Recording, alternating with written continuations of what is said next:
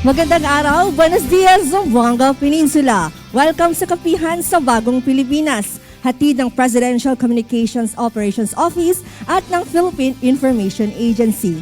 Ang programang ito ay nagsisilbing plataforma para sa iba't ibang ahensya ng ating gobyerno upang kanilang mailahad, maibahagi ang mga programa at proyekto para sa taong bayan at sa mamamayan. At sa araw na ito, atin pong ikinagagalak na makasama ang Department of Education o DepEd Regional Office 9. Pero bago po ang lahat, atin po munang inaanyayahan ang bawat isa na makilahok, makialam, manood, mag-like, mag-share at mag-comment po. Magpadala ng inyong comment dito po sa ating live via PIA Western Mindanao Facebook page.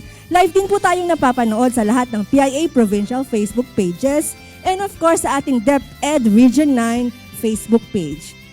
Live din po tayo sa kanilang mga provincial Facebook pages at sa DepEd Philippines Facebook page. Live hookup rin po tayo sa Radyo Pilipinas.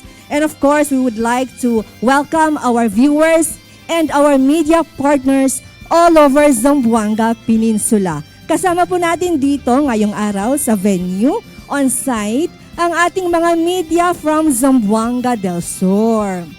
And of course, hindi po pahuhuli ang ating mga media friends na nakatutok din po sa atin live. We have media friends from Zamboanga City, Zamboanga del Norte, Zamboanga Sibugay, and of course, Basilan Province. Ngayong araw na po ito, sa ating ika-21 episode ng Kapihan sa Bagong Pilipinas, ay atin pong matutunghayan ang mga accomplishments po ng ating Department of Education. Kasama po ang ating Assistant Regional Director, si ARD Gregorio Cyrus Elihorde, o mas kilala, mas gusto niyang tawagin siyang ARD Sai.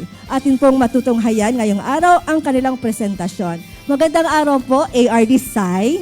Magandang araw, Joy. Magandang araw din sa lahat ng mga nanonood dito sa Zamboanga Peninsula. Buenos dias sa mga kapatid ko dyan sa Zamboanga City at saka sa Basilan.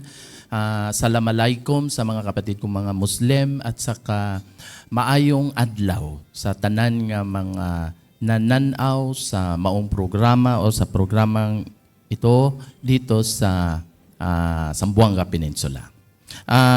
It is just fitting na we will start with the gains of the Department of Education in the last 3 years. So I'd like to invite everyone to see.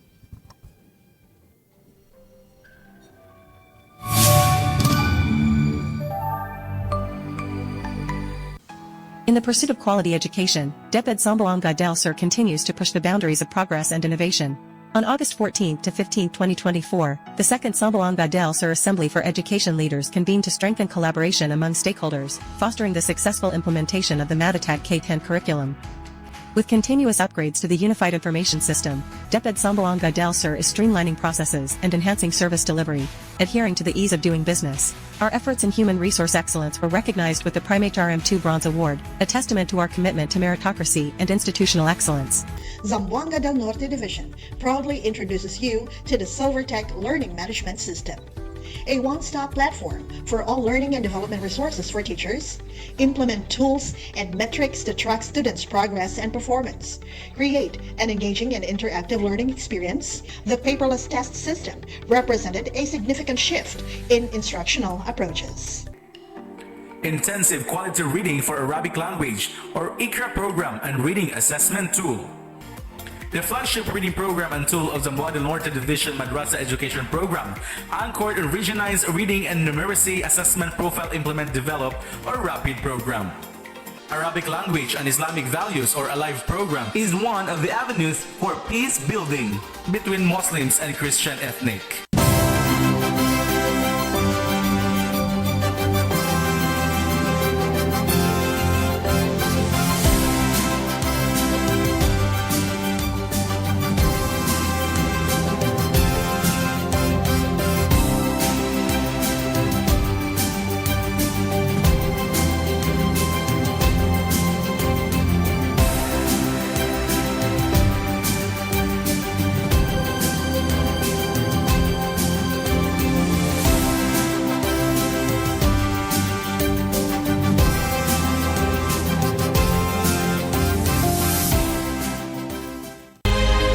This video showcases how the Dipolog City Schools Division has set a new benchmark in delivering high-quality education through innovative programs and community engagement. The SDO achieved the Prime HRM Bronze Award, reflecting its commitment to excellence and quality public service. Now accredited by the PRC as a CPD provider, the SDO offers tailored training for educators. Project Ayali AM and Go PDP enhances leadership and operational efficiency, while Project Lead boosts literacy rates among students. The DepEd Dipolog Science Centrum ignites a passion for science with interactive exhibits and educational programs. Project SOAP reduces teachers' administrative burdens, and Project SSECURE fosters disaster resilience in schools. The VISR project revolutionizes science education with virtual instruments, and the Search for the Most Child-Friendly School initiative promotes safe, supportive learning environments.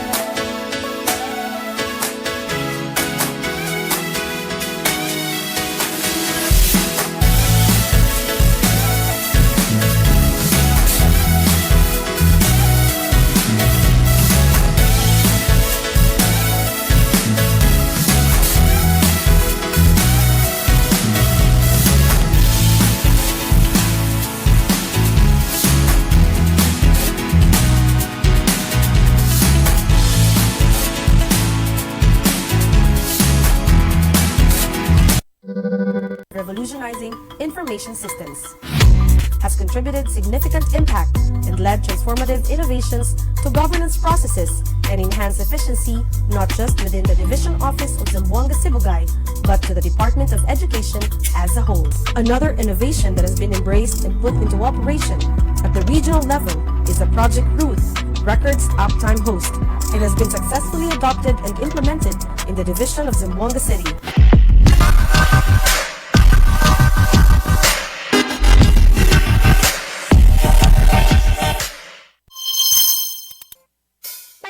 The Department of Education Zamboanga City Division has consistently proven itself to be a beacon of educational excellence in the region, demonstrating its commitment to holistic student development and high educational standards. The division has earned prestigious accolades, including being crowned overall champion in the Zamboanga Peninsula Regional Athletic Association meet, the Regional Schools Press Conference, and the Regional Festival of Talents. These achievements underscore the division's dedication to nurturing student talents in the academics, sports, and the arts. Its ability to adapt to change, innovate, and inspire learners and educators alike ensures that it remains a pillar of educational excellence in Zamboanga Peninsula.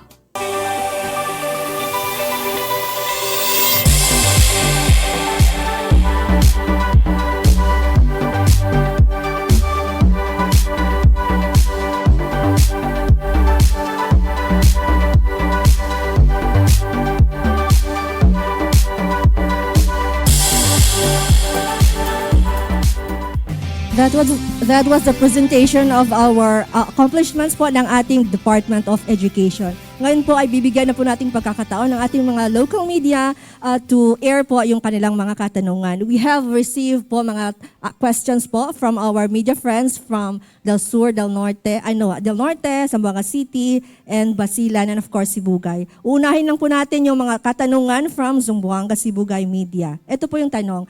What are your thoughts on the effectiveness of the K-12 program in the region? With some communities expressing dissatisfaction, what improvements do you think are necessary to enhance its impact on students and teachers? Earlier today, we actually have presented the gains in the last 3 years. But the gains do not also go without its developmental opportunities. So the Department of Education is trying to address many of these items because as far as target is concerned, we are really, working hard to achieve the same. Although at this point in time, we cannot really say that we have achieved satisfactorily. There are a lot of issues that we are trying to address. We have issues in curriculum and instructions. We also have items that we do in relations to governance. We have also issues that we are trying to address in terms of inclusiveness.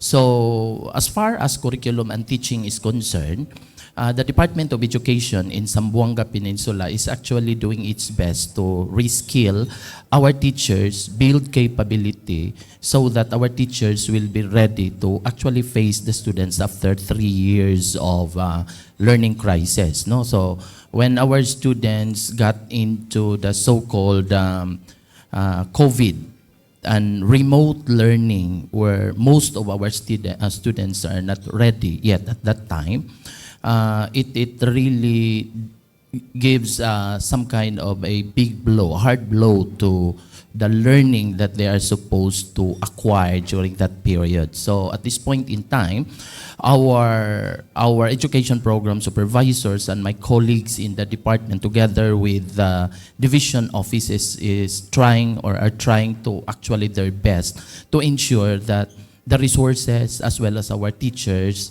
are really capable enough to handle our children on a face-to-face basis.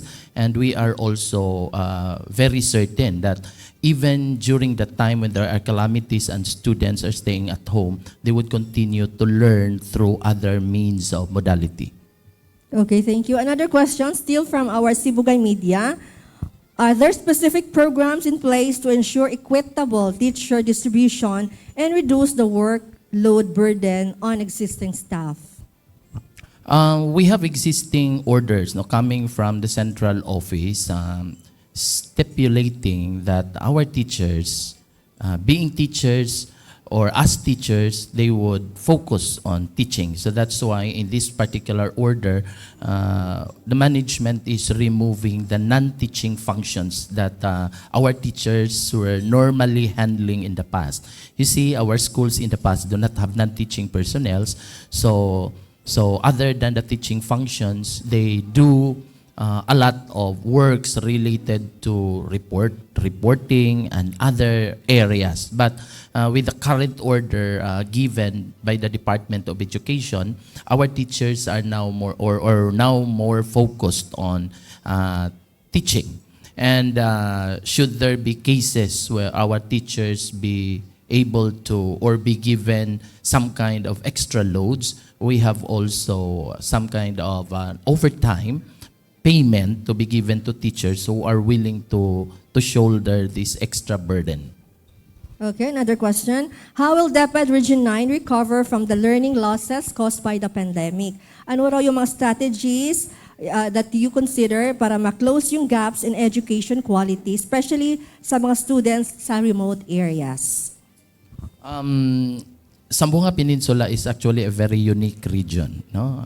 Other than it's very highly diverse, meaning 1/4 of our population are occupied by natives and by Muslims, and then we have also a very challenging terrain. In fact, we have a good number of last mile schools, and that is true. No, the strategies and the way towards the recovery is really a difficulty on the part of the Department of Education. But despite the difficult task ahead, may mga ginagawa naman yung departamento ngayon. Katulad halimbawa, yung mga teachers, a good number of teachers, particularly in junior high schools, are teaching subjects that are not their major subject areas. So our Department of Education is now building capability for these teachers to make them capable to handle subjects other than their own specialization. We're also trying to provide more resources to our learners. Resources, particularly schools which are situated in remote areas. Ito yung tinatawag natin na mga last mile schools, no? Yung mga mile schools or schools na underserved, depressed, and so infrastructures are being provided. Kaya merong programa ang departamento sa edukasyon niya, tinatawag natin na last mile schools, where they are being poured with resources, no? Other than infrastructure, buildings, in fact, even internet infrastructure is also being provided. It's growing by the year. It may not be immediately addressed, but then the concern of the Department of Education is that these hard to reach schools can be provided with the resources that they need in order to continually learn, including a good number of teachers. Okay. Ito naman po, still from our Sibugay Media. Ano daw po ang inyong views on the current state of school infrastructure dito po sa Region 9? How do you intend to tackle overcrowded classrooms, outdated facilities, and inadequate resources in our public schools? You might have noticed, no, there are plenty of issues that our schools are actually facing. Ito yung sinabi, infrastructure alone is actually a big issue in the Department of Education. We have continuing allocation coming from the central office, no, about the provision of more classrooms in the peninsula. So, halimbawa, merong hindi lahat mabibigyan talaga immediately because of the limitations of resources. Then there are also other strategies that the department is trying to adapt. Like, for example, we're doing shifting of classes, no? But we have few number of classes na adapting shift or shifting of classes. Ibig sabihin na shifting of classes is kung hindi kasya ang maraming estudyante sa isang classroom, so that means hinahati sila into two mostly dito sa peninsula. Then iba yung schedule ng first group and the other schedule, or the other group will have a different schedule. We do shifting. But there are also other mode of or modality adapted other than the shifting. We have also tinatawag natin alternative delivery mode should a student or a group of students cannot go to school. So as much as possible, lahat ng mga scenario o situation na na-experience ng mga kabataan natin ay pilit na binibigyang pansin at pilit na binibigyan ng mga strategiya ng Department of Education para mabigyan sila ng sapat at karapat-dapat na edukasyon na para sa kanila. Okay, we have a lot of questions coming in, so as much as possible, we would like to accommodate all your questions. So ito po another questions. What initiatives are being undertaken by the department to improve the integration of IPs po sa ating education dito sa region? How do you address cultural sensitivities and ensure quality education for IP students? Ang Department of Education, meron tayong tinatawag na IPED. No? So, we are trying to actually make use of the very culture of our IP communities and integrate them part of the context of the curriculum. So, in fact, this coming October, meron tayong tinatawag na IP Summit to recognize also the peculiarity, the value of the cultural heritage of our IP communities. No? So, in Sibugay, gagawin yung summit na yun. We are inviting our teachers, our focal persons, as well as our elders. Because the plan of the department is actually to create a council, no? Parang council to take into account ba kung whether or not this is a substantial integration or a substantial integrations of the cultural heritage has been made in the recipient students in the schools offering IPED education, no? Or indigenous people's education. So marami pa tayong mga programa na ginagawa taon-taon to support the IPED program ng Departamento sa Edukasyon. Okay, maraming salamat. Itong next question po ay tungkol naman po sa mga growing concerns, yung sa mga estudyante na nagpapatiwakal po. So with the growing concerns over the mental health of students and teachers, ano raw po yung measures na meron in place si DepEd po para po matugunan itong ganitong mga mental health issues po? Both for the teachers, non-teaching. Okay. Yeah. I understand, no? And in fact, iyan ang isa sa mga binibigyang pansin ng Departamento ng Edukasyon ngayon, yung mental health ng mga kabataan at saka yung mental health ng mga teachers natin, no? So the Department of Education, in response to these cases, actually has allocated and has trained a lot of our teachers, guidance counselors, in the area of psychological counseling. So yung mga guro natin, yung mga guidance counselors natin, ilan lang yung mga guidance counselors natin, pero may mga representative na teacher tayo na tinitrain pa rin in the area of guidance and counseling to provide the necessary psychological debriefing should cases like that happen. Hindi lang cases ng mga suicide, kundi kasama na doon yung mga bullying na mga cases. So any situation that would require actually teachers to intervene and to provide psychological education. And then we're doing it regularly, not just as the need arises, but then we're doing it and trying to ensure na yearly magkakaroon talaga yung mga bata natin. Okay, from mental health concern, dumako naman po tayo dito sa tanong niya. How would you respond to criticisms regarding yung mga errors daw po na nakita sa ating mga learning materials such as textbooks or yung dati, yung previous, yung modules? So ano yung mga processes daw po na ginawa or ginagawa ni DepEd para po matugunan at ma-assure na hindi na ito muling mangyayari pa?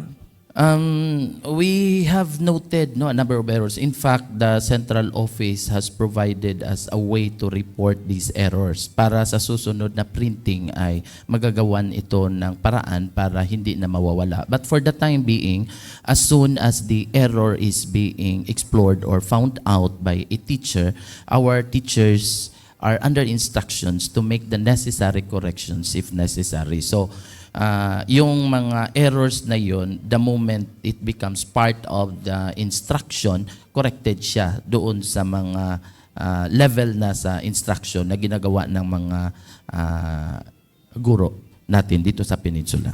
Okay, ito naman po, kakaiba yung ano niya is comment niya at saka tanong in one. So with the digital divide remains a significant barrier to quality education in remote areas of Region 9, how will DepEd ensure that students in rural and IP communities have equal access sa ating technology and online learning resources? Lahat ng mga issues dito is not actually something na kaya kaagad ng Department of Education. Pero may mga programa tayo that would ensure na yung mga schools na very remote, yung mga schools na wala infrastructure, kasi we recognize the value of the 21st century. Kasama na doon yun sa 21st century education, yung tinatawag natin na learning through technology. Kaya lang may maraming issues, especially in a terrain or in an area na wala talagang access in terms of internet as well as infrastructure. So may mga ginagawa tayo dyan, katulad halimbawa ng ngayon, we were doing a lot of procurement as far as purchase of tablets, laptops, TVs, kasi yung most evidently used technology in each of the classroom are TVs. So providing TVs for each of the classroom is actually very essential for our learners. But that's only one of the efforts made by the Department of Education.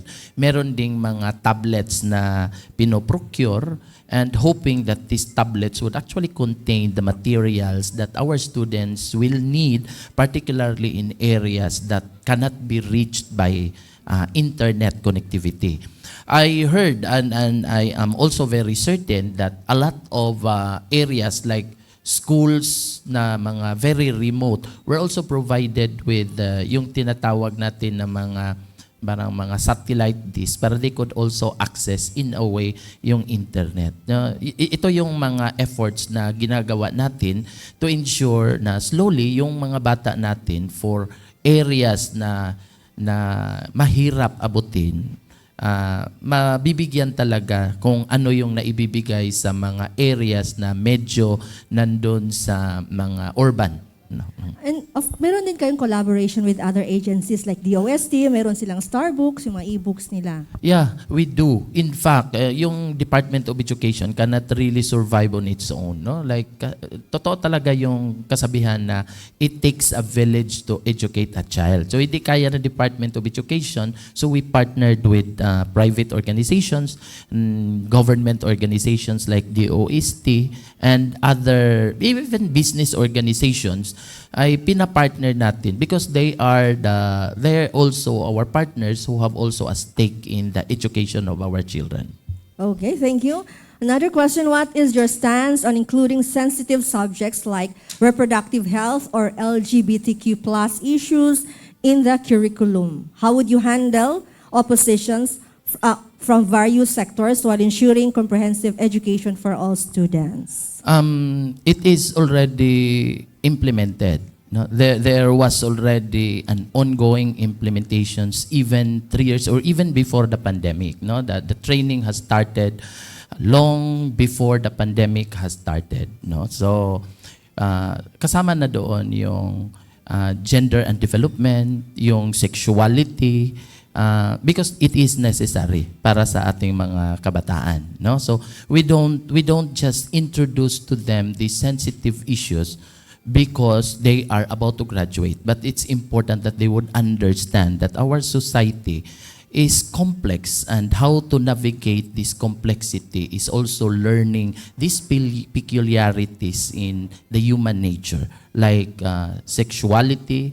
So kasama na doon. So our teachers were also trained in it. How they are to handle our students in the area sa gender and development, kasama doon din sa training. So regularly, yung Department of Education is giving updates on how to actually improve instructions, integrating these sensitive issues, cultural issues, no, mga values issues in education. Okay. What are the steps being taken by DepEd Region 9 to prevent and address cases of corruption or mismanagement in the education sector? Ito naman talagang nag-shift siya, no? Yung question niya. I heard there are stories like that, but I also believe na set up naman yung tinatawag natin na mga policies ng Department of Education to ensure to prevent those incorrigible activities from taking place. Let's say, for example, yung hiring, for example, meron tayong tinatawag na merit and selection plan. No? Hindi basta-basta na kukuha ka lang kasi there are parameters na ginagamit. Katulad halimbawa, kung ang isang applicant ay may score na ganito, hindi mo pwedeng i-hire kung malayo siya. So that the means, no, but there are other ways to actually there are other policies that are also used in the hiring. Other than that, I do not call it ranking. I call it pool of applicants kasi sa batas meron din tayong tinatawag na localization law. Sa localization law, it gives merit to or gives preference to applicants who are qualified and are residing in a particular municipality. Mga ganon. Municipality, barangay, municipality, or province in that particular order. Okay, last question from our Sibugay Media. How can DepEd Region 9 address the criticisms of underfunded programs and ensure a more efficient allocation of resources, especially to underserved schools? Yung issue of scarcity of resources, nandun na yan. Long time ago, hindi pa nauso yung mga aklat that talks about this particular theory. Nandun na talaga. Resources will always be scarce. But the Department of Education, I believe, is also partnering, no, a lot from our stakeholders to ensure na ano yung hindi mapoprovide ng ating departamento o ng gobyerno ay pwede naman na magagawa ng paraan by means of strengthening our partnership. So that's why in the region we have also our partnership unit, no? Is taking in charge in securing the partners that the department would have in order to secure whatever it is that we need as far as resources are concerned. Okay, this time we go to our Basilan media. Ito po yung tanong, how do you anticipate the discontinuation of the mandatory use of mother tongue as the medium of instruction will affect students and teachers, particularly in kindergarten to grade 3? Yung may bagong batas na pinirmahan yung presidente natin, no? And it's all about it. I suppose the one asking the question is also very updated, no? Yeah. And then may na mga ginagawa naman tayo, no? Yung mangyayari dito, the medium of instruction natin. So instead of using the vernacular, we'll shift to either Filipino or English. But that does not actually prevent to use our lingua franca to emphasize a point every time the instruction is being made at the classroom.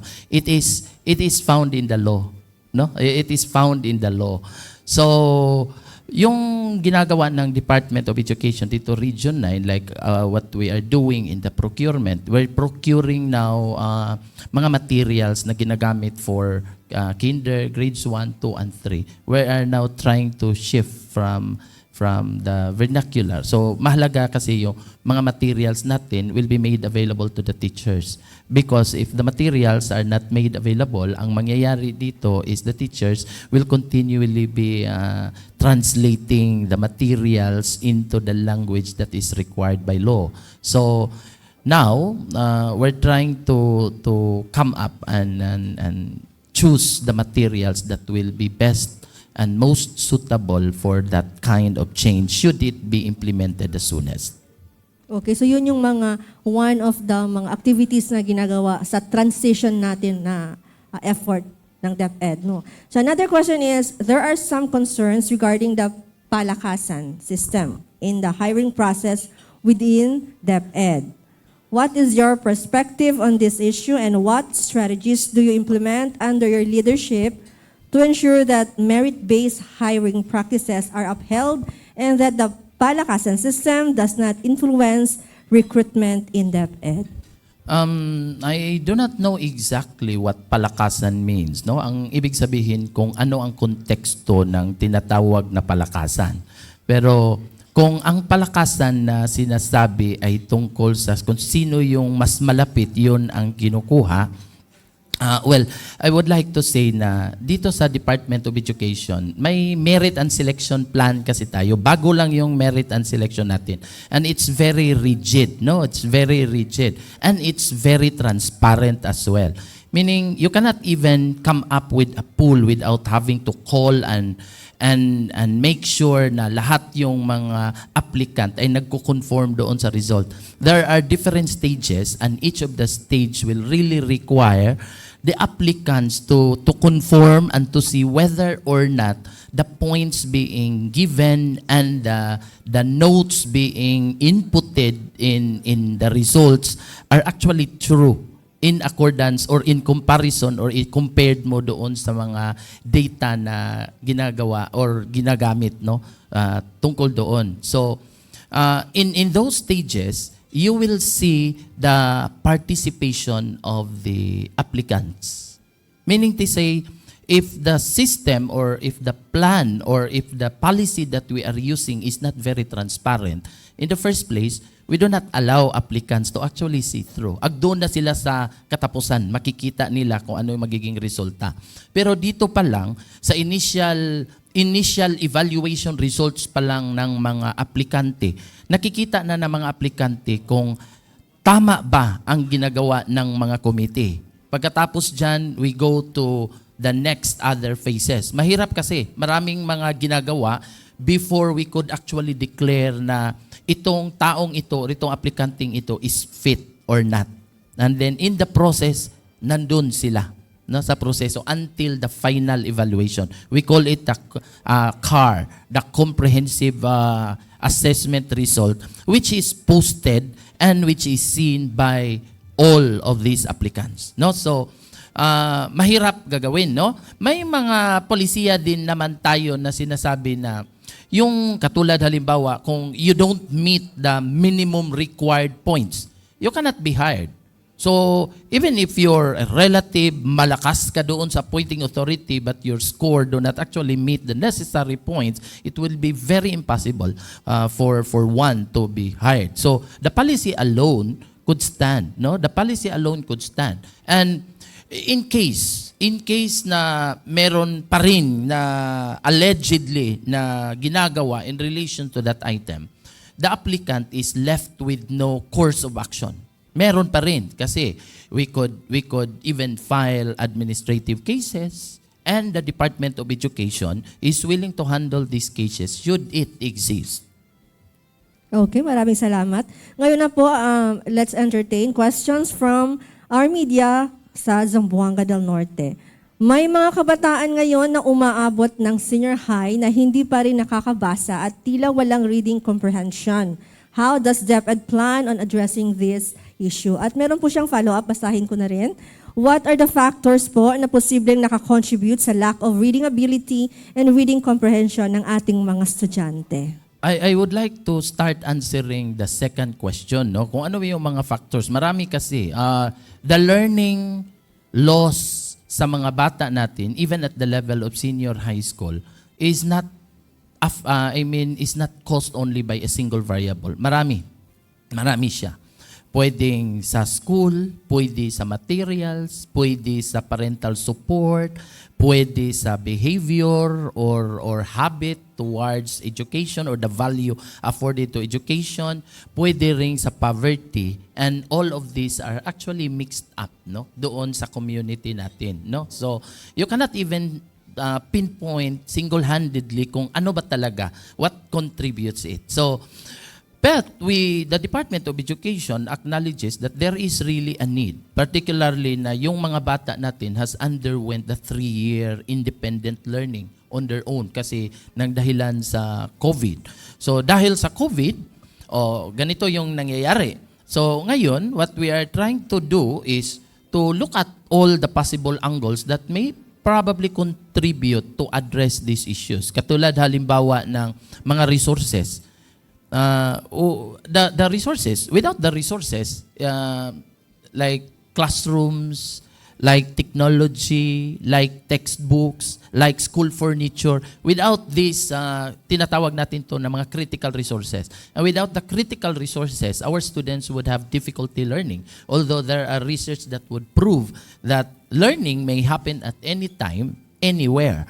Pero, the Department of Education is trying to supply these items, no? Yung mga kakulangan natin sa mga upuan, tinatawag school furniture, kakulangan ng textbooks kasi in the past, we have so many issues related to textbooks, like we have plenty of grade levels na hindi kompleto yung textbooks.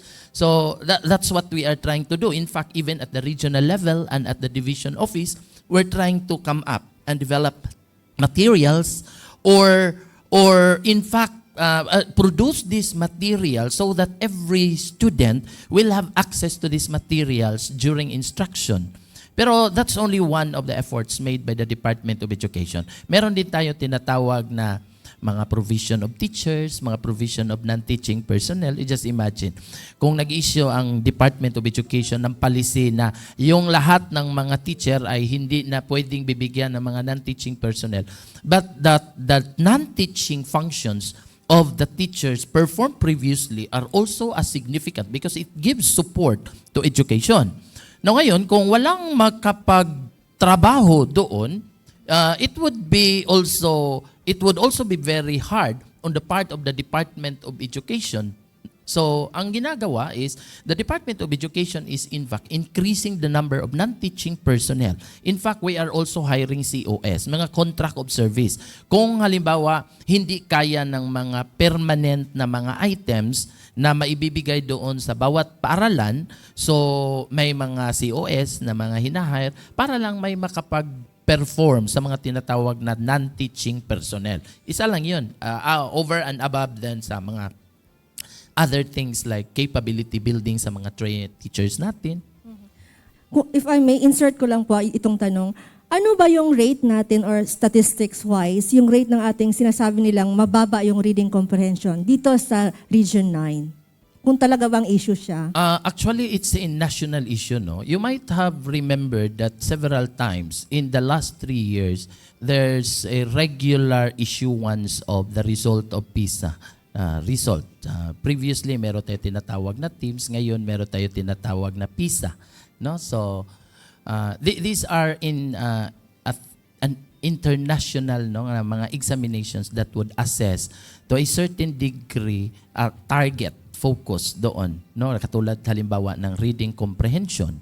So the reading comprehension is an output that needs to be produced by the schools, no, in the country. So kung hindi tayo magmi-meet doon sa required na standard, talagang mababa yung resulta. So like the last na results na ginagawa, talagang mababa, and Region 9 is part of those items. Although, in the current breakdown of the results, we have seen a lot of schools in Region 9 that is performing better. And that's what Region 9 is trying to capitalize at this point. No? Meaning, we would like to ensure that there will be more schools in Region 9 to improve their performance. That's why the current efforts of the Department of Education in this region, together with our very able schools division superintendents, are focusing on harnessing these items. So we're now doing instructional and curriculum interventions for our students. We emphasized, in fact, even reading, and then reading, and not only reading, we have also issues in arithmetic, no? But over and above those items, we're also trying to train that our teachers are really capable to handle these items. Kaya isa din naman sa mga weaknesses nationwide din, this is a common data, no, na we really need a lot of reading teachers. Not every teacher could actually teach reading. And this is something that we need to coordinate very closely also with our higher education.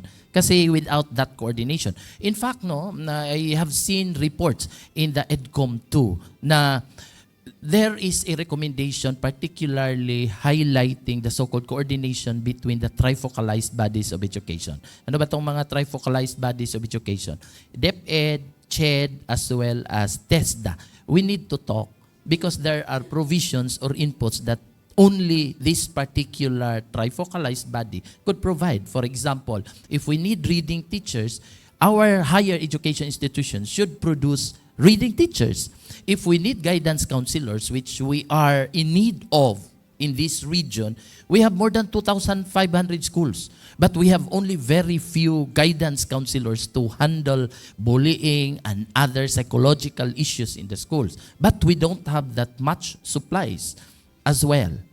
So if these trifocalized bodies would talk and would certainly coordinate their efforts, I am certain many of the systemic issues in education can be addressed. Okay. Another question still from our Zamboanga del Norte media. Para sa mga students na may special needs, do we have enough teachers who are equipped with the proper skills and knowledge to address the needs of these children? Kasi po, may mga children on the autism spectrum, ADHD or Down syndrome at iba pang mga developmental disorders na kadalasan daw pong tinitipon lang sa iisang classroom pero iba-iba yung mga specific needs nila. Yeah. In the past, yung mga children with disabilities are normally grouped together. No? Nilalagay sila doon sa tinatawag nating SPED school, special education schools, no, where they are given appropriate interventions within the level of their capability. Yun ang mga ginagawa natin. But if they're already prepared to go out, they are also being mainstream in the regular curriculum. Kasi the main intention of special education is to ensure that once our learners with disabilities would go out and mix themselves with the community, they would be able to handle and navigate the intricacies of a regular life. So that's the intention. So once they're trained in the special schools, and they are found to be ready for mainstreaming, they really are put in the regular school for that particular purpose, no, for that particular intention. Now we go back to the issue of whether or not we have enough number of teachers. Actually, we need more teachers, no, with these skills, and not enough teachers with these skills are actually being produced by our higher education. It's one of the issues, no, that we are trying to address. Hopefully, with when we could talk with other trifocalized agencies of education, there are plenty of them. And in fact, ang nakikita lang natin sa data o sa datos na nandito sa atin is yun lang naka-enroll. Pero how about those in the community who might not have been counted in the inventory? So there might still be more in the community. So these are items that needs to be addressed, no? So that's why I would say that Region 9 are still continually needing teachers with highly specialized expertise. Okay, we're down to our last questions from our Zamboanga del Norte media. There have been claims that the leniency of allowing students to pass despite not meeting the required competencies is because of the No Child Left Behind law. I'd like to explain, no, kung ano ba talaga ibig sabihin ng no child is left behind. Kaya it appears to me that there are plenty of misinterpretation in the field when it comes to no child is left behind. Yung field natin has interpreted that the no child is left behind, na papasarin mo na kaagad lahat-lahat.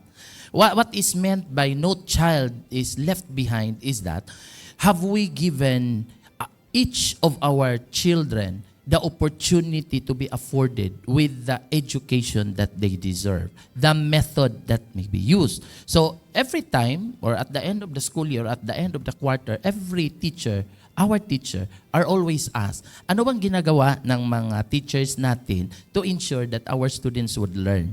There may be mga senaryo na palaging ginagawa, pero may katumbas pa rin na tanong na other than that, if it's not the most suitable method that we used to ensure that this child has learned, have you explored other possibilities? Ito yung mga ginagawa, no?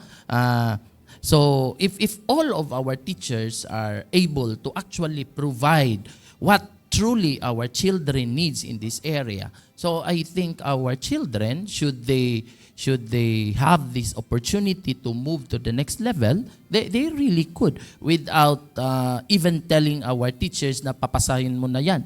Kasi hindi naman ang ibig sabihin ng no child is left behind is immediately pasar kaagad yung mga estudyante. The no child is left behind is only emphasizing na yung mga gagawin natin at lahat na mga pwedeng gagawin ay talagang ginagawa natin para sa ating mga bata. Unfortunately, may mga inadequacies nga lang doon na need to be filled out by our system, by our government, no? Like the number of teachers, for example. Like if you have 50 teachers or 40 teachers, sometimes it would be impossible for you to take care of each one of them. So we need more teachers, no, in this regard. So that's why our planning unit is also currently reducing the standards, no, like 1:40 na, and some 1:35 to ensure that our children would really be provided with whatever it is that they need. Okay, maraming salamat. Mukhang marami na po tayong nasagot sa mga katanungan from our media na nanonood sa atin live. And of course, hindi pa huhuli po ang ating mga media from Zamboanga del Sur nakasama natin dito mismo sa venue. But before that, before po natin sila tawagin para po sa kanilang mga katanungan, we would like to acknowledge our Barangay Information Officers Network all over the peninsula. Nakasama rin po nating nanonood sa ating Kapihan sa Bagong Pilipinas. Welcome and thank you for watching. Ang una pong magtatanong from our Zamboanga del Sur media, we have Sir Dodds Marzon, Pagadian News Channel. Sir Dodds, go ahead. Okay, magandang umaga po sir. Regarding po sa programa niyo po sa DepEd, ang tanong ko po ay medyo something may issue. During the time of former Secretary Vice President Sara Duterte, yung mga pinatupad niya na programa sa DepEd like mga basic services, especially do sa mga kabataan. So ano pong update nito, sir? Ipagpatuloy ba o suspend? Ini-update ani, sir? Lahat ng mga programa na pinapatupad during the time of the former Secretary, Vice President Sara Duterte is continually being implemented and is now also being enhanced, strengthened by the current administration. Katulad halimbawa ng matatag curriculum, the matatag agenda or the matatag curriculum is still being adapted right now. Okay, follow-up question, sir, regarding po sa mga program, yung basic program sa DepEd. Ang importante po is yung mga classroom, especially those remote area. So, ini-update na ni sir, may natayo na ba? Kasi priority po sa DepEd, yung malalayong barangay, walang mga classroom, na barong-barong lang. So, ini-update sir, may ano na ba? At this point, actually our people down the line, including division offices, are preparing for the early procurement procedure for 2025. Every year, we have really a good number of classrooms being added to our peninsula, which is intended to address this particular issue on infrastructure. So, for the year 2025, in fact, it's not only infrastructure. We have also DCP, we have learning resources. We are all preparing for the conduct of the early procurement activities para sa susunod na taon by January, magamit talaga or makastart na talaga sila the moment na yung budget for 2025 is approved. Okay, sir. Nung sa usapin po ng budget, wala bang pagharang sa Kongreso? For the time being, wala naman. We haven't heard of any. Okay po. Thank you po, sir. Maraming salamat, Sir Dodds. Next po is si Sir Florencio J. Ofima ng Radyo Bagting. Hello sir, magandang umaga po. Sir, katanungan lang po, kahit kanina is natanong na yung mother tongue na kung saan isa na po siyang ganap na batas na kung saan ay hindi na po siya gagamitin sa pagtuturo ng kinder to grade 3. Katanungan lang po sir, sa tingin niyo po ba hindi magkakaroon ng kalituhan ang mga mag-aaral kung sakaling man na mapatupad na ang pagtanggal ng pagtuturo ng mother tongue, lalong-lalo na kung sila'y nasasanay na po?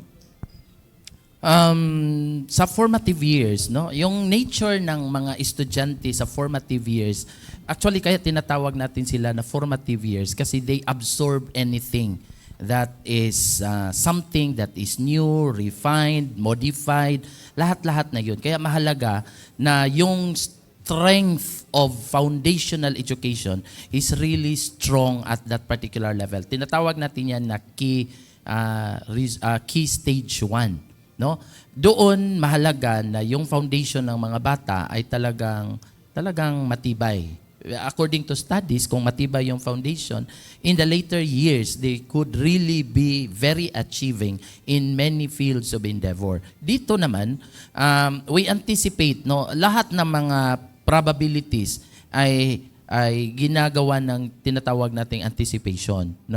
So may mga strategies naman na ginagawa yung Department of Education to ensure na yung mga bata at kasama na yung mga teacher ay talagang handa when the law is being implemented. For example, you teach using that particular medium, may mga materials ba na pwedeng gagamitin ang mga teachers natin? Or yung mga teachers to handle subjects with this medium of instructions, are they also prepared to use this medium of instruction? So these are basic issues, preparations of teachers as well as the materials that the learners would have to use the moment it is fully implemented. So this is what we are preparing at the moment. So even in our early procurement, we are looking into the materials that our students could actually use to support this particular legislation. Sir, sa tingin niyo po ba is hindi naging epektibo ang mother tongue para sa kinder to grade 3? Kaya po ibalik sa Filipino or English ang medium of instruction po? Let me just also correct, like Hindi ibig sabihin na kapag medium of instruction is English or Filipino, na ang teacher can no longer use the lingua franca. In fact, it is stated in our law that in order for the student to truly understand the learning of the instruction, then our teachers could also use the language of the child to emphasize even further how this learning is being made at the classroom level. So ang ibig sabihin, medium-wise, we use English or Filipino, whatever the case, but the teacher is still, if she finds it very important to make use of the lingua franca in order to push for understanding, the teacher could still use it. Okay, daghang salamat. Next, still from Radyo Bagting, si Sir Vince Ambag. Okay, good morning po, sir. Ang katanungan ko po ay, sa tingin niyo po ba is naka-adjust ng ating mga guro sa kanilang pagtuturo, no, sa mga bagong henerasyon ng mga kabataan ngayon, lalo na't ang ating mga guro is sa ngayon is mostly mga batang 90s pa. Tsaka ang ating mga kabataan ngayon is iba na ang kanilang nakasanayan dahil sa makabagong teknolohiya. Ito yung dahilan na yung mga teachers natin ay palagi nating sinasubject sa tinatawag nating in-service training. No? Nagbabago yung mga henerasyon. Yung pag-uugali ng mga bata, behavior ng mga estudyante, nag-iiba ng bawat henerasyon. Nagbabago rin ang priorities ng mga bata. Pero yung mga teacher nila seems to be a product of an old generation. So that's the purpose na meron tayong mga tinatawag na reskilling, meron tayong tinatawag na mga capability building sa mga teachers natin because we cannot afford that our teachers will continue to teach without having to update themselves with the current trends of this particular generation. I understand there are still issues, but we are trying to continually troubleshoot these issues should they arise. Ano ba mostly yung sir, reklamo or kanong Katulad halimbawa Yes. ng mga bata na example, how long time ago, how would a child respond to a teacher may seem very different when a child today respond to a teacher or to a parent. Iba, no? Kasi yung mga bata ngayon are more exposed to technology. They're more exposed, the environment where they are exposed to seems to be unbounded, limitless. They learn a lot from different areas all throughout the world. And they seem to apply all these in the classroom. So the environment where they operate seems to be boundless, but our classrooms need also to expand on that area. No? So, kung ang behavior nag-iiba, how would a teacher respond to this item? So, our teachers practically needs training on this area, needs patience because the response received today might be an offense to if you use the usual pattern or the usual trend that the teacher learned from her own generation. Mahirap kasi yun. No, mahirap kasi yun. May mga bata dito na palaging nagagamit ng mga cellphone, for example. And then, in our time, no use of cellphone is allowed anywhere. And it is a classic disrespect if you use cell phones while the teacher is trying to say something. But for the current or for the children today, it might be viewed differently. It is a behavior of the current generation. So how would a teacher respond to it? Will the teacher do something else? More drastic? Simply because the students seem to be not listening at all? That's the point. No? That's the point. So that's why, by exposing our teachers to current trends and by exposing our teachers to regular training, they would also be updated in one way or another how to handle these children. Sa tingin niyo po ilang porsyento na ng ating mga guro ang naka-adjust na sa mga bagong bata? It's a regular battle of the teachers in the field. I cannot even give a certain percentage about it kasi we haven't naman studied those possibilities. But we're anticipating that there really need for significant adjustments on the part of the teacher every time. Another question po, patungkol po sa modular learning. Sa tingin niyo po ba epektibo ito sa ating mga kabataan? Lalo na yung iba is, lalo na noong panahon ng pandemya, is mga nanay ang sumasagot sa kanilang module book. Sa tingin niyo po ba is epektibo ito sa pag-learn ng ating mga kabataan? Kung yung ginagamit natin ngayon, our most dominant modality of instruction is now called face-to-face. Ang mga independent learning or tinatawag natin na mga remote learning modalities ay ginagamit lang natin in the event na yung mga municipalities or local government units are suspending their classes as a result of various reasons like calamities, may bagyo, may lindol, etc. etc. So, kung halimbawa nangyayari yon, the Department of Education do not want any interruption. We are trying to emphasize that there must be continuous learning of the students whether they are in the classroom or not in the classroom. So our modules are actually being used. But what is good about this item is that the teachers are immediately available immediately when they return to the classroom. Unlike those straight long years na the teachers really cannot interact immediately with our students collectively. So, it's not purely modular. They're just simply using the modules to ensure that our students will continually read, do something in relations to acquiring knowledge, but when they return, they're being treated significantly as part of instruction. So that's what we are also currently doing in the region, laying out our concrete policies on how modular instruction should also be made. Thank you po. Okay, maraming salamat, Sir Ambag. Now we have Sir Junray Tibor of Papa Tibs TV. Yes, good morning, ma'am and sir. My question is all about ang isang kaibigan na book from BP Sara. Ito ay nagkakalaga ng 10 million para i-publish. Ito po ba ay na-i-publish na or ipapublish pa lang? Yung aklat? So far as the region is concerned, we haven't received anything yet. Wala pa kaming natatanggap. Kung meron man. So, hindi namin alam at the moment, no? Pero kung meron man, darating talaga yon. Pero kung wala pa at the moment. So, hindi pa po ba ito na sa central, no? Hindi pa po ba ito na discuss ulit or na-stop? Ano po ba? Parang walang discussion about that particular book, no?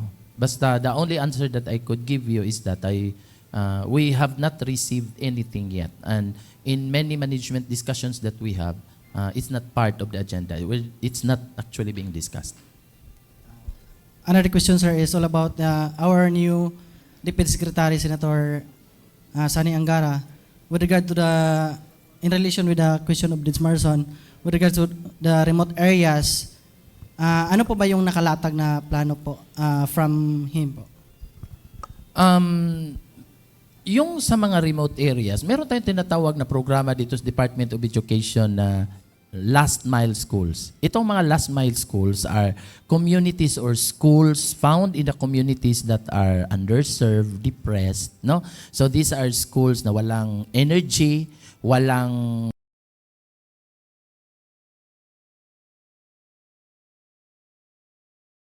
project tayo solely dedicated for the last mile schools.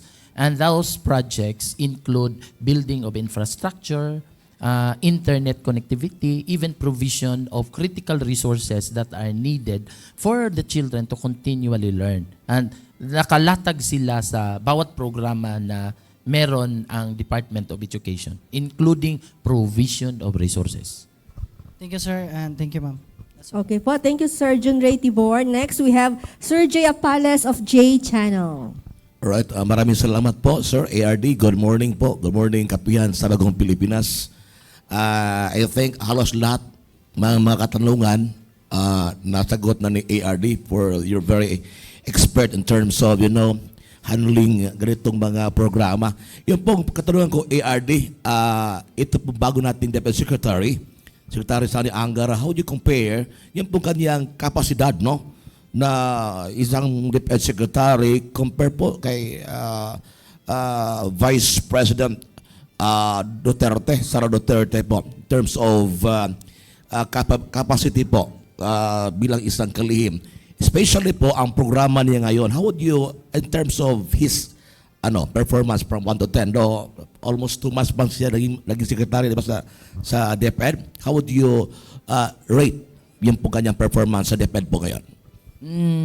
Kung sasabihin natin nga we use the standards for research, actually 2 months is not enough to measure the capability of a person. No, it will take years before you could actually measure whether the performance is good or not. In a way, the performance is best measured with its impact. Yun lang. Pero ang masasabi ko rin that our current administration is also very familiar with education, since most of the laws supporting education is also the legislator who actually authored many of these laws, no? So he is known for his advocacy in education. And in fact, he is continuing also the many programs that the former secretary has also started. No, so we have the agenda, matatag agenda. We have a lot of programs in the Department of Education that until now are receiving support from the current administrations. That I am certain, no? Because right now, we're receiving and making use of these resources to ensure that these programs are really implemented in the field. Okay, pangalawang katanungan. Basic po itong katanungan. Sa lahat po ngayon ng mga viewers natin, may bakante ba ngayon? Pwede ba mag-apply ngayon sa DepEd? Especially sa regional, kasi maraming mga DepEd, mga education graduate ngayon. At saka, they keep on asking now, may bakante ba ngayon sa DepEd? ARD. Every year talaga, may certain number of allocations na matatanggap yung Department of Education. Normally, the start of the posting of vacancy is on December. Mga December na. So, in preparations kasi yan for the next school year. So, long process kasi yung mga hiring, selection process. So, normally, nagpo-post na yung mga December, January, they start the selection process until it will be completed. Maraming salamat, ARD. Mabuhay ka. Thank you. Okay po, take note, Sir Jay, ha? December daw yung posting. Next, we have from Wonder Radio Pagadian, we have Mardy Libres. Good morning po, Sir, Ma'am. Senator Sherwin Gatchalian, nababahala po siya ngayon hinggil po sa kakulangan ng mga mahuhusay na mga guro na nag-iibang bansa dahil din po sa mataas na sahod. And aside from that, other countries, other teachers are pirated by other countries, and there is a high demand for English teachers globally. Ano po ang masasabi niyo dito? Thank you. Actually, the exodus of our teachers do not just start this year. No, several years ago, marami na tayong mga teachers. May mga kaibigan tayo na nagtuturo na sa ibang bansa. But I would not say that wala na tayong natitira sa atin. You see, the role of the education department is to ensure that our people would continually be capable. The teachers who are, sinasabi mo, pirated by other countries, may be seeking for greener pastures, may have seen opportunities by virtue of their experience. Kasi yung ibang bansa, tumitingin din sa experience ng mga taong ito. But the role of the department is to ensure continuity. So that's why continually the Department of Education is training our teachers to be the best of what they could be as teachers, no, in the Department of Education. But I would say na kung talagang kaya ng mga teachers natin to continually handle our students and teach our students in the country, it would be much better. But then the Department of Education do not also stop these teachers should they be finding other opportunities abroad, no? So maghahanap tayo. Every year marami tayong mga tinatawag na mga very efficient and very effective graduates.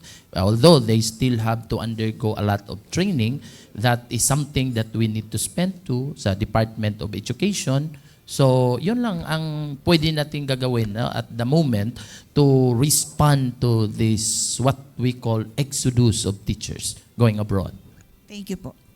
Okay, next we have Sir Rogie Monera, still from Wonder Radio Pagadian.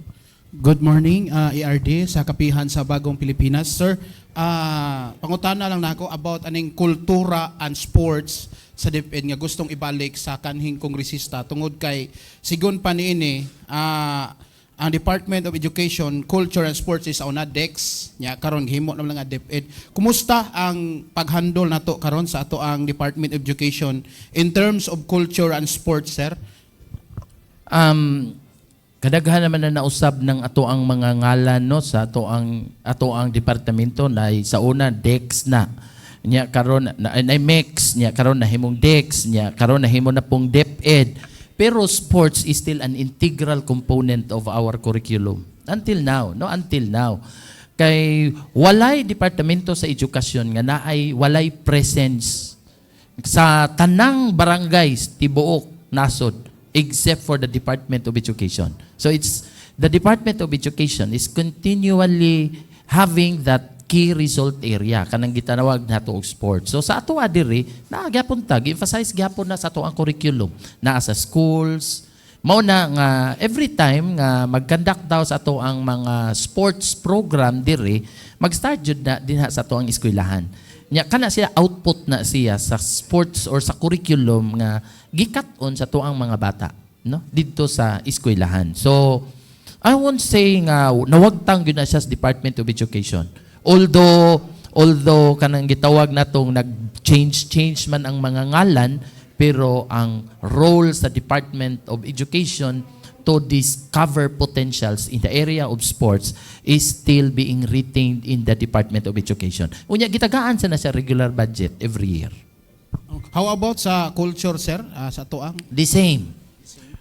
Gihapon. Kultura. In fact, naatay mga gitawag og special program, no? Kini naatay special program for the arts, special program for kanang performing arts, nasa tay special program for journalism, special program for the sports. Ngano man, kay the Department of Education recognize nga natay mga estudyante with valuable talents in these areas. If they are honed and prepared for these items in the future, they would be better at their job eventually if they are already used to it, honed on it, while still in basic education. Naata, ana diha.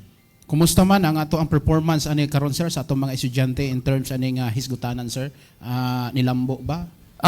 Sa last nato nga gitawag og palarong pambansa kita sa diri sa gitawag og Region 9 pirmi gitang naa sa last from the bottom no when it comes to performance sa sports, pero sa current nato meaning last year's palarong pambansa ang ato ang rank karon sa Region 9 is already rank 11 ta no. So we have garnered medals in some of the areas that Zamboanga Peninsula has potential. So we are currently nurturing these potentials and ensuring that they will continually produce gold medals in the future. Okay. Last question ni RD. May public school ngayon na nagpa-project na mga estudyante, mga tiles sa paaralan. Hindi ba yun kasali sa MOOE Maintenance Other Operating Expenses, ERD?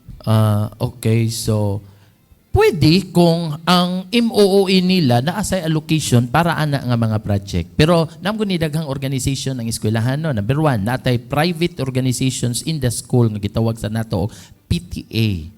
Ang sa PTA, although ang kanang mga ingon ana ang mga proyekto dili man na siya mandatory. Kay og private organization mo decide ana diyan dapita because they will decide to come up with a project like that. They could, but they cannot make it a mandatory requirement for the students to deprive a particular students from enjoying a curricular or instructional opportunity. So dili siya dapat makaapekto sa performance sa bata nga naa sa classroom.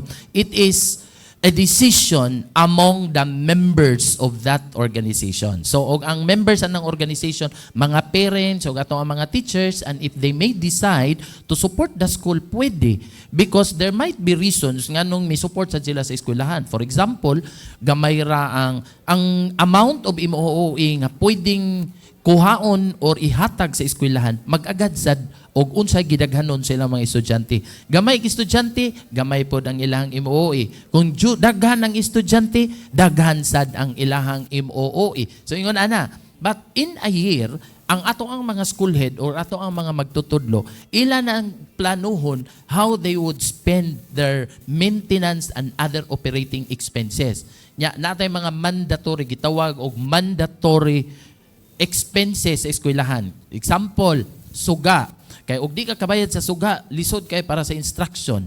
Ikaduha, kanang tawag tubig. Kung why tubig ang eskwelahan, lisod para sa mga bata. Magstigo diha ang mga bata for the whole year. Communication, kana siyang tulo mo na gitawag og mandatory expenses nga kinahanglan unahon og prioritize sa atong mga principal nga agto kuhaon sa gasto sa MOOA. Now karon, kung pananglitan i-factored in na nimo ng tulo, naa pa ba'y mahabilin? Kung naay mahabilin, they could come up with other projects. Naapay mga assessments mga bata, naapay mga other supplies nga materials nga kinahanglanon sa mga magtutudlo o sa mga eskwelahan. These are priorities, no, nga pwede nila. So ang other projects, kung wa na gyud mahabilin, they may do so by tapping their partner organization. Pero mobalik ta sa usual nga criteria. Dili himuong mandatory requirement sa kada estudyante nga kung dili makahatag ang membro sa organisasyon, ang bata will be removed of their opportunity to enjoy and immerse themselves in instruction. Thank you, ERD. Kay nayon sagad nga majority gyud, no? So og uyunan sa tanan, uyon na lang gyud ang ginikanan gyud nga. Pero dili gyud na siya mandatory, Okay. no? Bisan pag naatay gitawag og majority rule. Pero ang akong giingon nga importante nga kanang og naataan na mao bitaw na ingon, no, nga og pananglitan kwarta ng hisgutan di gyud pwedeng majority rule. There are other ways to actually secure the funding or other resources without having to compel those who are not able to actually do so. Kay ang naglisod, musamot man sa kalisod, kung pananglitan wala. Pero, ang katong naa, I am also encouraging them to help. Kay naaman gyud sila ikatabang. Mao bitaw na ang partnership is not limited only to that organization. Thank you, ERD. Okay, daghang salamat Sir Monera. Last to us but definitely not the least, si Sir Manny Maulana, DXIDFM. Yes, good morning ma'am, good morning sir. Pangutana lang ko, kanibang ranking sa mga teachers into master, tapos doon ay nipasar as master, number 1 rank, tapos wala kwa rank 2 ang gikuha. Unsa may pwedeng mahitabuan ni sir? Master teacher? Ranking. Tapos ranking siya number 1, wala kwa ang rank 3, rank 2 ang gikuha. Okay. Tungod sa pagkasuod. Okay. Number 1, ang kanang dokumento nga gigamit karon nga magpili og applicant mao na gitawag natin og pool of qualified teachers. Ang tanan nga mga magtutudlo nga ni-apply nga wala makaabot sa certain point nga required sa ato ang guidelines, wala siya labot. Okay. Og naa siya sa sulod didto, mao na gitawag nato og pool of qualified applicants. Now under the rules sa ato ang civil service, natay giingon nga kanang the appointing authority may choose kay namtay mga balaod pod nga gigamit ana. Number 1, localization. Ano?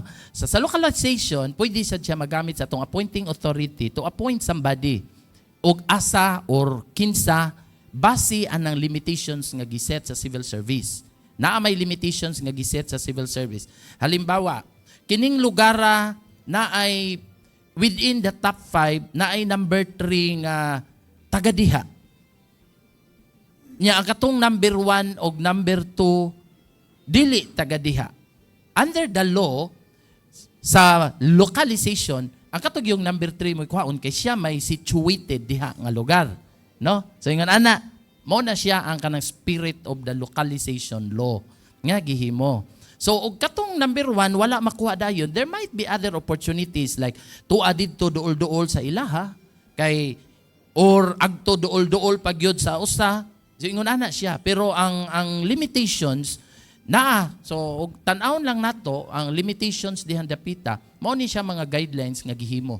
Dili na namo tawagon og gitawag og kanang ranking. Gitawag na namo og pool of applicants. Meaning to say, ang tanan nga nakasuwat diha are qualified applicants to the teaching position. Once ma-ready na siya, himuon na siya base sa application sa uban nga mga guidelines o mga balaod, mo to'y gigamit sa appointing authority to choose. No, so Okay. yun ana siya. Okay. Kay ingon ani lang nino natay mga sitwasyon nato diri nga. I'd like to cite the case of Zamboanga del Norte. Daghan sa to mga magtutudlo sa Zamboanga del Norte ang na-assign sa mga lugar nga purtig yung layua sa ilaha. Meaning, dili in fact even makauli sila every day, makauli lang sila once a month, makauli lang sila once a week, and these are family people. No? Lisod ani nga mga maestra nga di gyud makauli sila. In fact, many of our cases kanang involve situations ang kanang naay mga issues related to relationship, mga conflict nga naguba ang pamilya tungod kay wala pirmi. So, if we could actually place these teachers where their families are located, it would strengthen their family and it would support also the career of the teachers in the place where they are teaching. So, ingon ana, no? So, daghang tang mga pamaagi aron ma-return ng mga like the case of Zamboanga del Norte, ang ilahang mga promotion, sometimes giagto na nila paduol ngadto sa ilaha. Hinay-hinay. Hantod nga ang tanan nga mga maestra ma-return to where they are really situated. It solves a lot of problems. It solves a lot of problems actually. Okay. Akong kumusta RD ang madrasa in the sense doon ay mga teachers. Unsay update sa madrasa program napabagyapon sa school karon, then the last is unsay nabag-o karon sa DepEd considering the fact ang Bagong Pilipinas ka programa ni PBBM. Thank you. Sa pagkakaroon, ang atong madrasa program continue gid na siya. In fact, I will tell you nga 1/4 sa atong population, atong mga estudyante diri more than 1 million. Mga around 250,000 are actually mga Muslim learners nato diri. So the infusion of madrasa education or alive importante para sa ato ang mga bata, no? Importante para sa ato ang mga bata. Sa current administration karon, I am seeing a lot of devolutions of funds now to the region as well as to the division office level. Sa unang panahon, many of these resources are procured at the central office. Muna makita mo, no? Daghan ka mga issue. Pero sa pagkakaroon, it's moving down. It's now being procured at the division level. In fact, even buildings. It is now being procured at the regional office, the materials, the DCP. So you expect that soon as possible time, more of these resources will be going to where it should be. Sa atong mga estudyante, sa atong mga eskwelahan. Okay, daghang salamat, Sir Maulana. Daghang salamat sa atong mga media, local media from Zamboanga del Sur for your active participation, for your questions. ARD Sai, actually we have 5 more questions from our media sa Zamboanga City, but most of these questions inyuhan nang natubaganihan. Naalay usa ka question nga medyo wala pa nato na mention na ay ongoing balik eskwela bakuna program of DOH. Ano po ang inyong suporta dito? At ano yung mga efforts na ginagawa na DepEd to encourage our parents o magulang para ipabakuna ang kanilang mga anak? Natay mga proseso no? The department is always a partner of the Department of Health. Sa ilahang mga programa about sa bakuna. Importante ning mga bakuna nato because kining mga bakuna mo ni gitawag nato og mga preventable disease vaccines, no? Naatay mga na-identified na mga ailments nga pwede natong ma-prevent kung pananglitan ang ato ang mga bata na ay bakuna. Pero ang kining mga bakuna would really require consent coming from parents, no? So sa ato ang eskwelahan, ato nang ipada ng mga consent. Kumpirmahan sa ato ang mga ginikanan o ang atong mga ginikanan nakasabot why it is important to actually use the vaccine para sa ato ang mga bata, ilang gud ni silang pirmahan, no? Pero ang pagpasabot very importante. Very important. So ang role round nato sa Department of Education nga ang atong mga ginikanan will understand very clearly kung unsay gamit sa ato ang mga vaccines. I am hoping that though the listeners, no, ato ang mga ginikanan nga naminaw karon, ang ato ang importante para sa ato ang mga bata. Labi na karon na naatay daghan nga mga sakit nga pwede nato nga ma-prevent. We are encouraging all of our parents to sign the consent and have their children vaccinated. Naay daghang mga programa sa DOH nga gi-channel via our schools, mao ni ron ang gipanghimo. Okay, maraming salamat ARD Sai. Thank you for taking your time out and sharing vital information po sa ating mga manonood. Bago po tayo magtapos, we would like to ask po yung final message niyo po, mensahe para sa ating mga learners, mga magulang, and of course our public na rin po. Our quest for education is actually an ongoing battle, no? Dili ni siya battle nga gi-shoulder lang sa Department of Education.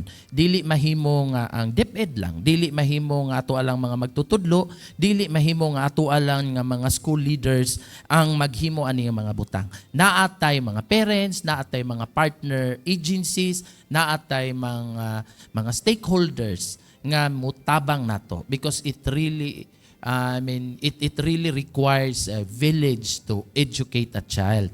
So our struggle to meet the education that we aspire is still far from what we are and where we are at the moment.